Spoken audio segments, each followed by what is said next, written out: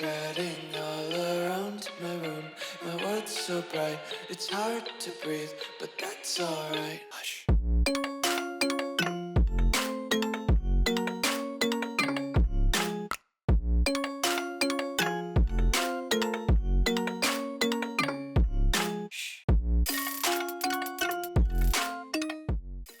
What's going on, guys? Welcome back to another video here on the World of Juice channel, and welcome back to another episode of the All-American Dynasty here on College Football 25.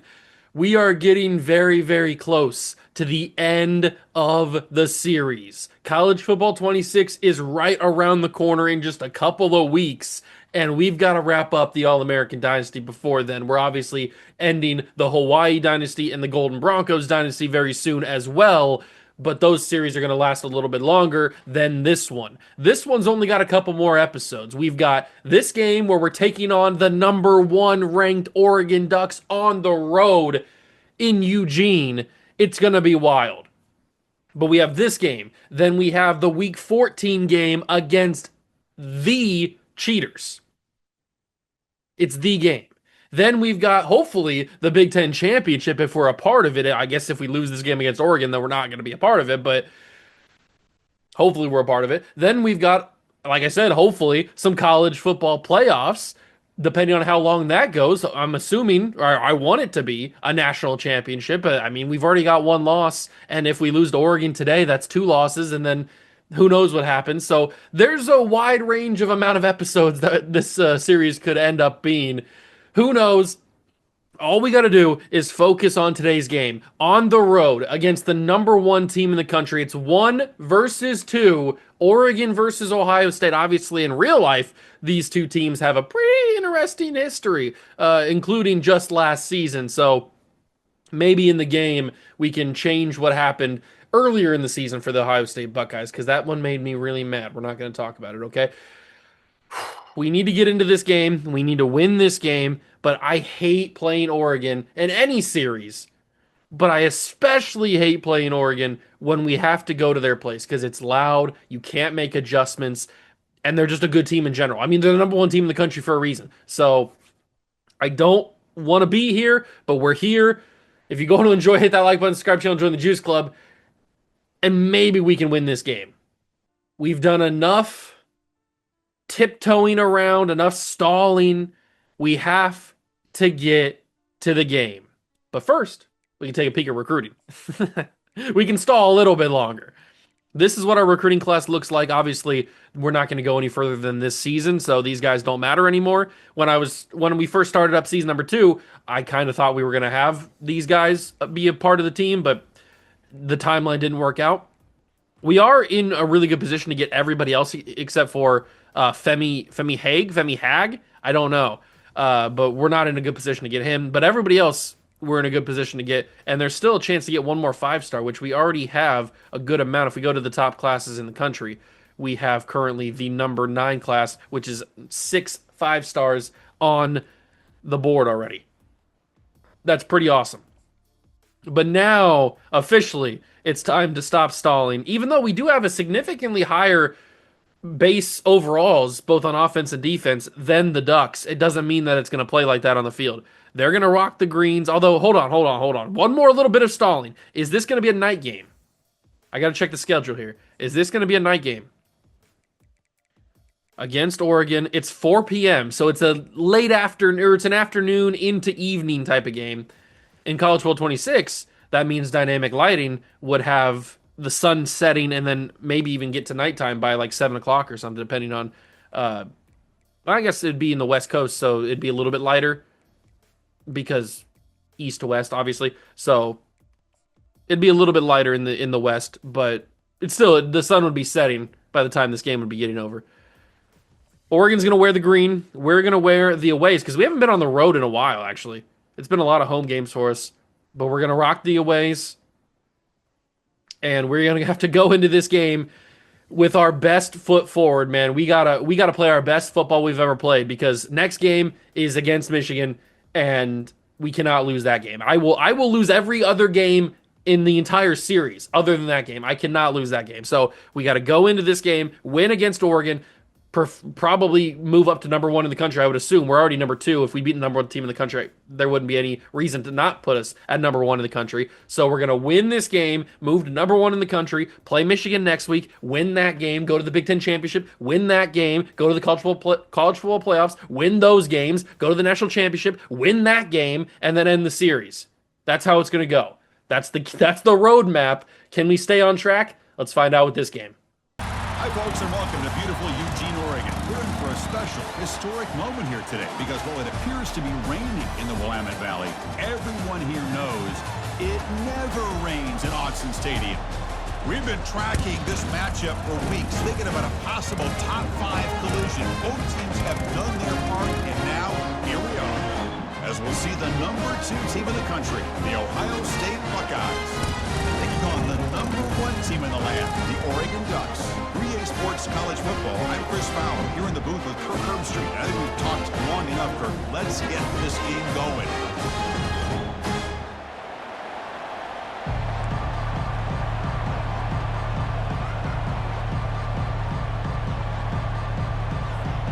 And we will start with the football against the... It's even in the rain. You got to be kidding me. They got the stadium striped out. I mean, this is absolutely the worst case scenario to have to go into. I mean, what are we talking about here? It's raining. It's cold. It's November. I mean, what are we talking about here? This is absolutely insane. We have to try to play this Oregon team on the road. I mean, look at the crowd. The crowd's going nuts already. Stadium pulse is at the max, and we just started. This crowd is absolutely nuclear right now. It's only the 16th ranked state toughest place to play in college football right now. Obviously, we're like 7 years into this dynasty in terms of simulation. So it's not the same as it was in the original College Football 25. But maybe we can make it not as much of an impact. If we just ride Peyton Hillis, if we ride him hard and we put him away wet, maybe, just maybe, we can neutralize the crowd noise because I am not going to be able to audible. And you guys know I like my audibles. So the fact that we're not going to be able to audible at all, a little bit terrifying, but the run game is just too dominant. That's why you turn on the chew clock, ladies and gentlemen. You got to limit the amount of touches the opponent has. Because if you think the opponent is going to have a better game than you, then you make sure they don't touch the ball very much at all. If we could honestly take the whole first quarter, I'd be down for that. And we're looking like we're on pace for that as well. We're going to snap this, hand it to Steve Largent. He doesn't usually get a lot of these. Usually this was reserved for a Santana Moss type, but he graduated. Sometimes it could be reserved for a guy like Jarvis Landry. But Steve Largent was the one running that one. I'm going to fire this in to Tim Brown. He's going to get the first down, keep us moving here. Nice little underneath pass, a little dump off kind of. But this crowd is going loud. I mean, my controller is vibrating so much. This crowd is going nuts. But Peyton Hill is already 5 carries for 29 yards. He's not messing around today. He knows what they're walking into.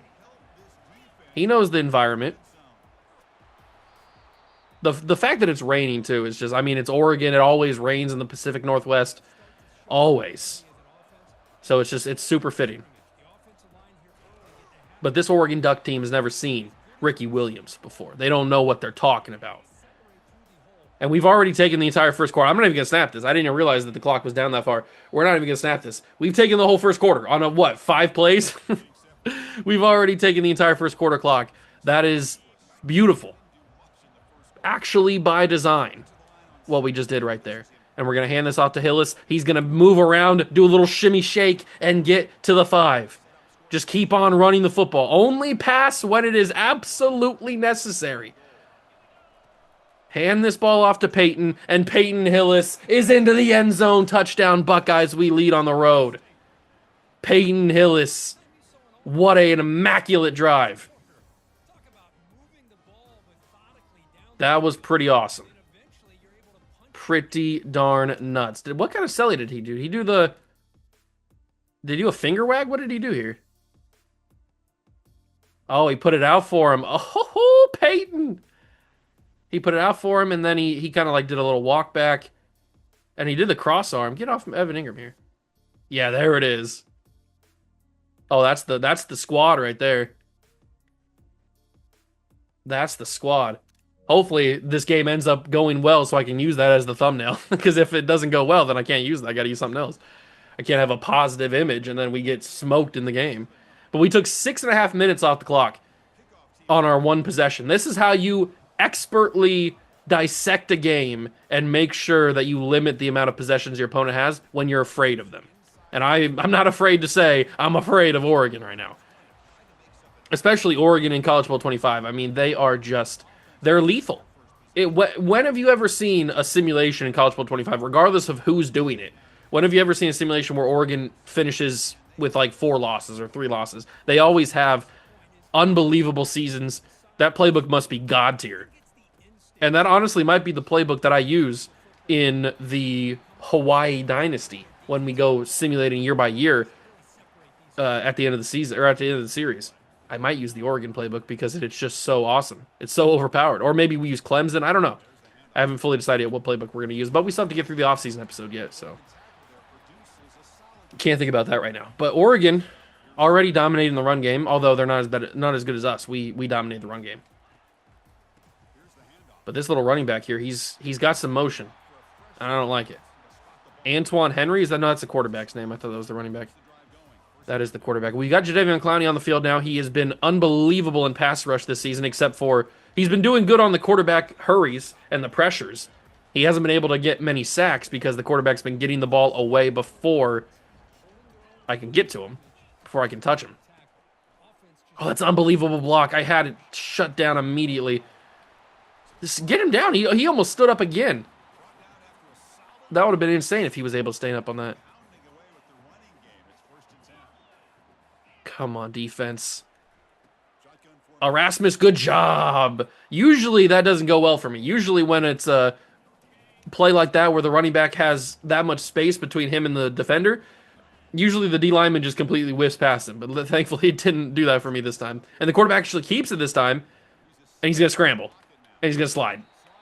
We had a sack, man. We had him in the pocket. Contained. But then the middle opened wide open. Nuts. I mean, look at these pressures from Jadeveon Clowney. I can't get a sack, obviously, but the pressures are immaculate. And I tripped him. I wanted to land a huge hit. If I could just get the sacks with Jadeveon Clowney, we'd be dominating. But I'm not good enough to get the sacks. I get the pressures, but not the sacks. If I let the CPU do it, the CPU can get the sacks. Jadeveon Clowney sacks the quarterback. I'll take it. I will take it. If I'm not going to be able to do it, I'll let the CPU do it, and they'll get it done for me. They'll do my dirty work. Another handoff to the running back, and Erasmus James not letting him go anywhere. That's athleticism right there. He jumped from like 5 feet away and was able to bring him down. And it becomes a big 3rd and 18. They are in field goal range, depending on who their kicker is, I guess. He's going to go for a screen. Stop it. He's going to get really good field goal range. Just don't let him get the first down, thank God. It's 4th and 7. They've gotten back into field goal range, but this is a little bit tough. I mean, you got wind, you got rain. You're on the far right hash. You got a right-footed kicker. It's a little tricky. I mean, they are at home. I'd expect him to make this, and he does. Not down the middle, but it's pretty close. The kicker drills it, and Oregon will get to a 7-3 deficit.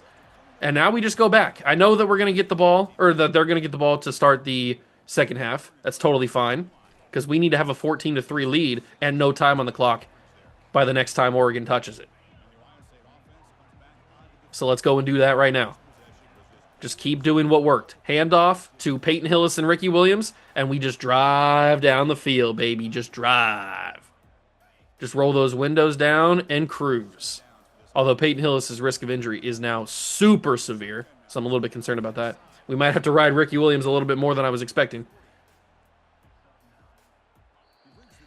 Peyton has been getting more wear and tear quicker since we've been going through this season. Maybe it's because we've been focusing more on the run game this year than usual. I don't know. But he's getting worn down a little bit more. Ricky almost spun out of that. That would have been nuts if he was able to spin out of that. And I think we're getting to the point where we might have to start passing a little bit more because the ball movement is not ideal. Did Largent catch that? He did. Okay, got us a couple yards. I was expecting the other DB not to drop down as much. Ooh, there's a star corner on that left side. Can he stay with Tim Brown? I think he can. Yeah, oh, not even him. Oh, I threw a pick. Okay, thank God. It's hard to see the Oregon uniforms. The players are blending in with the field.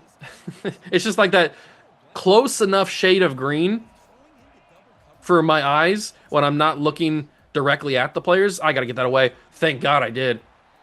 It's hard to see them. And unfortunately, I am going to punt this. It's a smart idea, especially when there's 37 seconds left. Got to punt it away. I really wanted to go into the half up 14-7, but they really shut down the run, and then the pass, I just couldn't get anything going there. And I definitely didn't want to throw a pick because I've done that plenty of times before, and I don't really want to do it again. So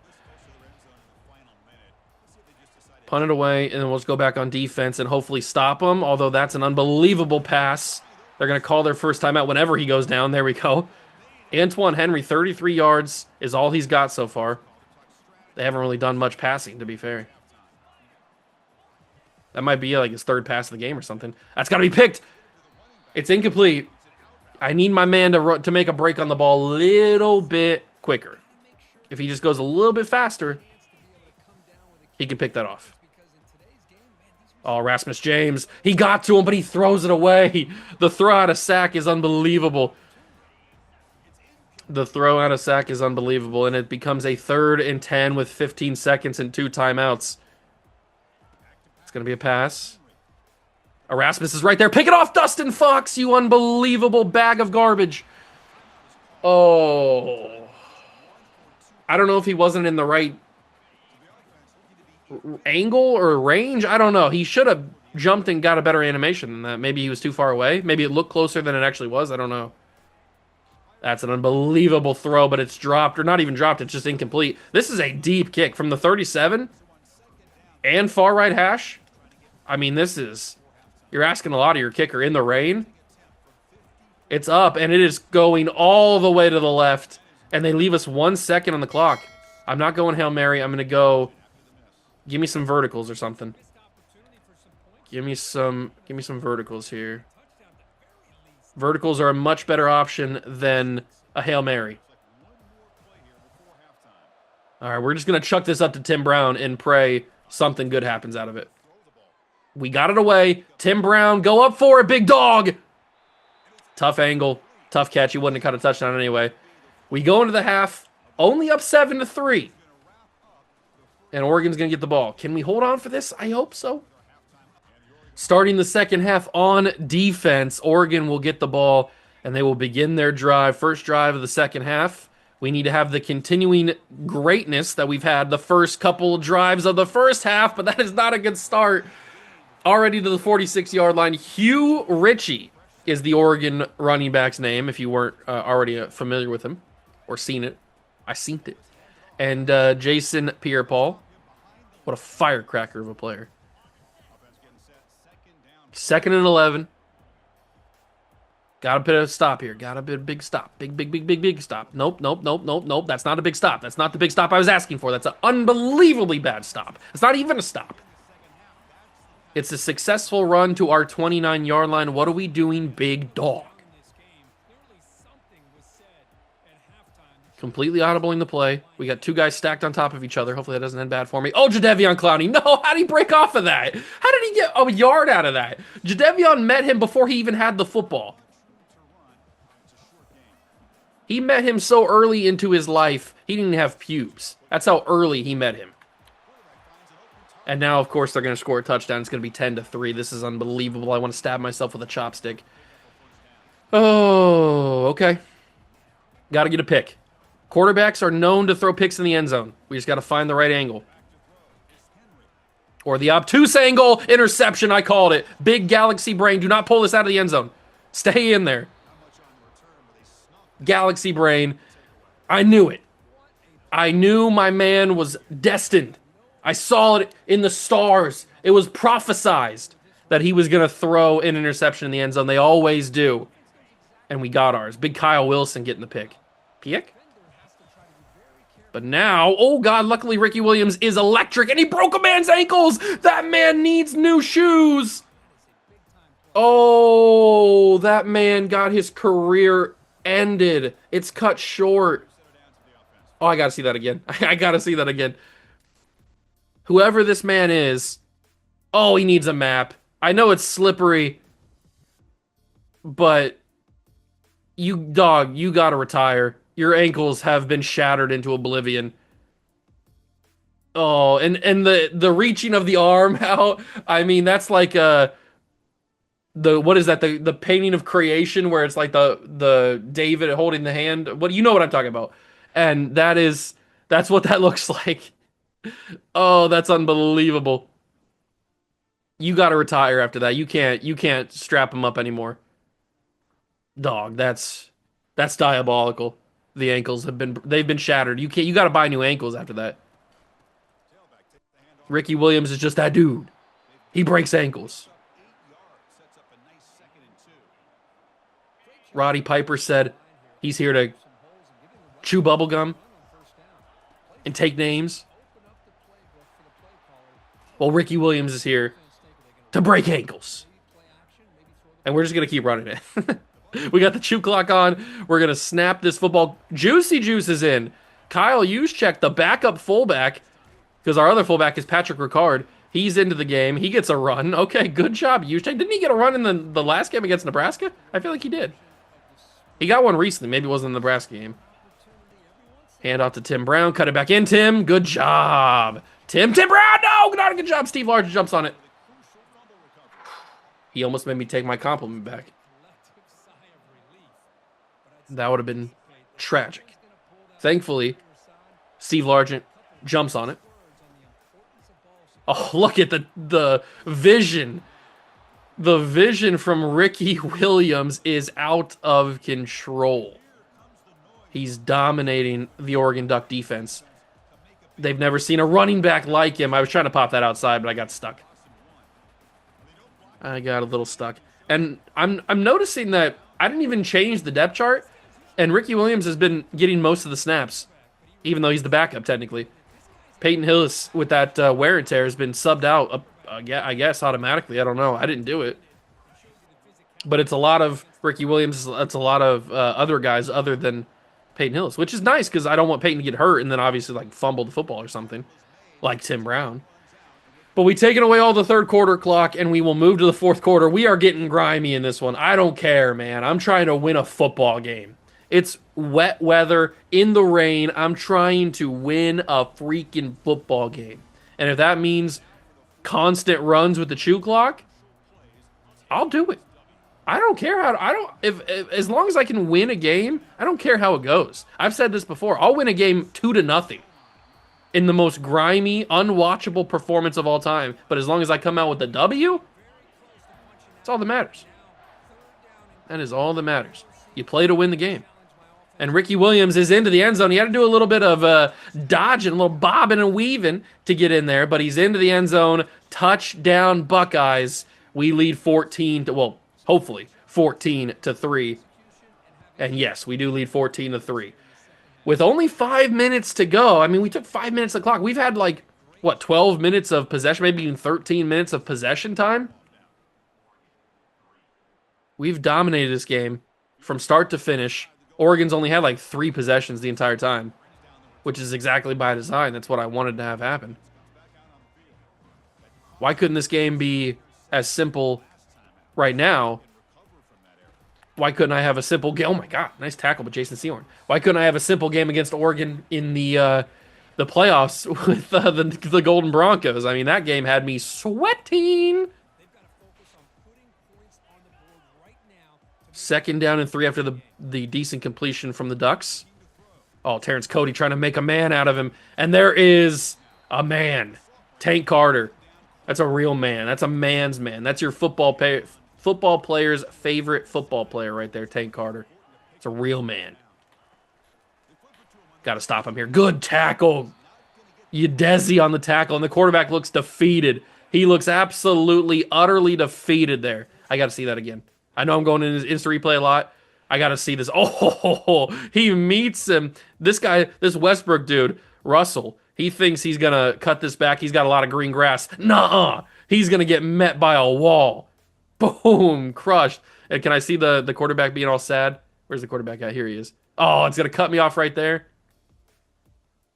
That's unbelievable. How are you going to cut me off like that? All right, we'll just get him like this. All right, I can do a double take. They're going to go for it all. Is this going to be a pass? Or this could very well be like a play action or something. Some little trickery. Little strategery. Nope, it's going to be a handoff, and he just got the first down. I met him, but the tackle, he fell forward. It wasn't a great tackle by Ben Burkervin, and he fell forward. Man, we had a chance to end this game. Or maybe not end it, but take a little bit more time off. Oh, I went right past him. Why do I suck so much? The sack was right there. The sack was right there, and I went right past. Sometimes I feel like I'm just going to like get suction cupped into a sack, so I don't like get close. I get close, but I don't actually initiate the tackle because I feel like it's gonna do it for me. Like I let it take control, but then I get plays like that where it just like runs me right past him, and it's very frustrating. Another handoff. They gotta stop giving this guy the ball. He's too good.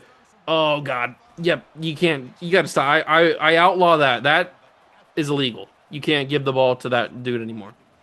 If you do, I'm going to have to chop off your pee-pee. Choppy, choppy, yo pee-pee. Pick it. No! Why did you not pick the ball? Unbelievable. You gotta snag that out of the air. That's unbelievable. Frustrating. 1st and 10 from the 28. This Oregon quarterback, he just keeps doing these little dink and dunk passes. I feel like I'm playing 2022 Tom Brady. Little dink and dunk action here. So get this man. He's not that quick. Sack him. Thank you. Terrence Cody had to be the one to do it. I don't really like playing this close. Let's give a little cushion here. I don't really want to play any press. Give a little, just a slight cushion. Sack him again, Terrence. Sack him again, Terrence. He's a dog. Terrence is a dog. Menace to society. Another one, Terrence? Another one? Another one. 4th and 24. They've obviously got to go for it. It's 4-down territory because a field goal literally does zippo for them. Here it is. 4th down. 3-man in the coverage. Incomplete. Knocked down. And that, hopefully, is the ball game. Now, they are enticing me, and you guys know I am a slut for 4 verticals. But I'm not going to do it here. I'm going to stick to the game plan. We're going to run this clock. Would they use their timeouts? I feel like they would, right? Because they're only down 14-3. If they get a turnover here, score a touchdown quickly, it's 14-10. They're right back in this game. So I guess they probably should use their timeouts. I guess we'll find out right here. And they do. Okay, that's what I thought was going to happen. It makes the most sense that they would use their timeouts there. But we just got to get the 1 first down. If we can use all their timeouts and then get the first down on like a 3rd down, that'd be super sick. It'd be super sick nasty. I'm telling you what. They are bringing everybody into the box. They really know that we're going to run the football. But that might be the downfall for them. Maybe we should snap this as a pass. No, I'm going to stay as a run. Ricky Williams, 3rd and 3. That's manageable. I can handle that. I can handle a 3rd and 3. But maybe, just maybe. Are they going to be able to hear this? Ah, no. The crowd, of course, is getting loud right when I needed to not be loud. Ricky, power through, Ricky. He didn't power through. I should have taken an outside angle. I think that would have been better. They want me to go for it. Okay, I like the way that you think. I'm going to go slot fade. It's Ricky Williams running the slot fade. This would be magical. It'd be electric if Ricky's the one to hit the slot fade. Nope, we're just going to check this down. Everett Ingham's wide open. Nobody even followed him. He had nobody around him for like 15 yards. And that is going to be the ball game. We win the grimiest game you've ever seen, but we win it. On the road, I mean, everything was against us here. The #1 team in the country, on the road in Oregon Stadium, in Autzen Stadium, in the rain. I mean, everything was against us, but we did the dang thing. Ricky Williams, 105 yards. 17 carries, a touchdown, and 2 ankles snatched from a human being. It was an electric performance from Ricky and a big win. I mean, we take this win. We're probably going to move into the number 1 team in the country as we head to play the game in the next episode. And then if we can win that game, then we're going to the Big Ten Championship against maybe Oregon again, because this will be their only loss unless they lose next week, I guess. What a grimy little game we won right there. But a win is a win is a win is a win is a win is a win is a win is a win. We get a little XP, and we will simulate to the game, the most important game of any season for Ohio State. Unless it's the national championship, I guess. We get Sergio Prude. I hope he's not a prude. He goes to the Ohio State University 3-star defensive end. We didn't get that 5-star, though. I wonder if we're going to get him. It would certainly look nice on the resume. Michigan's ended up being number 10 in the country, even with 3 losses. Okay, I see the bias there. The cheaters want to be number 10. But it's the game, and it is the number 1 team in the country. I figured we would be after that game. How are we looking on recruiting now? We get Prude to commit. The 5-star still has not chosen. He's the number 4 player in the country, wide receiver. Nebraska's making a big push, but he's going to be on campus for this week. He's here for the game. That's pretty crazy, actually. That's electric. You're here for the game? Talk about electricity. Can we change this? We might have to change Femi to be a hard sell. I don't know if that's going to help us pass Texas, but it couldn't hurt, obviously. We have a lot of good grades, so let's try to get the best one. It's probably going to be that one. And then we'll toss a little 25 piece on him, so maybe we can surpass Texas. I don't know. It's probably going to be an off-season battle, but we're not going to go there. We've got pretty good control on Elijah Wyatt. Nobody's even going after him. And then same thing with Braden Looper. So we don't even have to spend these extra points if we don't want to. And I probably won't spend them. I guess I could. We might as well just put a couple of guards on there. But I can't put these guys on there because, you know what? It doesn't matter. Doesn't matter. We're not going to spend the points on them. Okay. So the CFP bracket is as follows. With us beating Oregon, that means obviously we're going to be the number 1 seed now. Oregon falls to the 7 seed, has to go on the... No, they would host a playoff. I thought they would go on the road. No, they would host a playoff game against TCU. We obviously will have the bye and then play in the Rose Bowl, which is super sick because the Rose Bowl is awesome. Texas, Notre Dame, and Louisiana, the Ragin' Cajuns, are the number 4 seed. You always got a weird team like Louisiana up in the bracket. It's kind of funny. But if everything goes the way that it should go, we should be playing meaningful college football playoff games at the end of the season. Conference standings, though, with that loss for Oregon, how bad does that damage them? Not really. USC is a little bit of a threat because they've got 2 losses. But if Oregon stays with the 1 loss, if they win their next game, I don't know who they're playing, but if they win their next game, the final game of the season, then it's going to be a rematch in the Big Ten Championship. Because really, Oregon controls their own destiny even with the loss. USC lost 2 games in the conference. That's tough. As long as we can be... But if we lose to Michigan, which cannot happen, but if we lose to Michigan for some ungodly reason, that throws everything into chaos because we'd have 2 losses in the conference. Oregon would then move into a guaranteed spot in the Big Ten Championship, and then it'd be us, USC, and probably Nebraska because I'm assuming they're going to win their game too. So it'd be a 3-way battle. I don't know who would have the tie. Maybe we would have the tiebreaker because I think we obviously beat Nebraska last episode. Did we lose? Was USC the team that beat us? No. The team that beat us was Penn State, right? We lost on the road to Penn State. Yeah, we didn't even play USC this year. We did not play USC this year, so I don't even know what the tiebreaker would be. We'd obviously be ahead of Nebraska because we just beat them. But would we be ahead of USC? I guess it depends on if they win or not. I don't know. A lot of interesting decisions, but all of that goes away if we just take care of Michigan and win the game. Then we're guaranteed, and Oregon's probably guaranteed. But if Oregon loses, then chaos ensues again. So take care of our business, and we're good to go. We don't have to worry about anybody else. But that's going to do it for the episode. I hope you guys enjoyed. If you did, leave it a like, subscribe to the channel, join the Juice Club. Thank you so much for stopping by and watching. I truly appreciate it. And I'll catch you guys in the next one. Peace.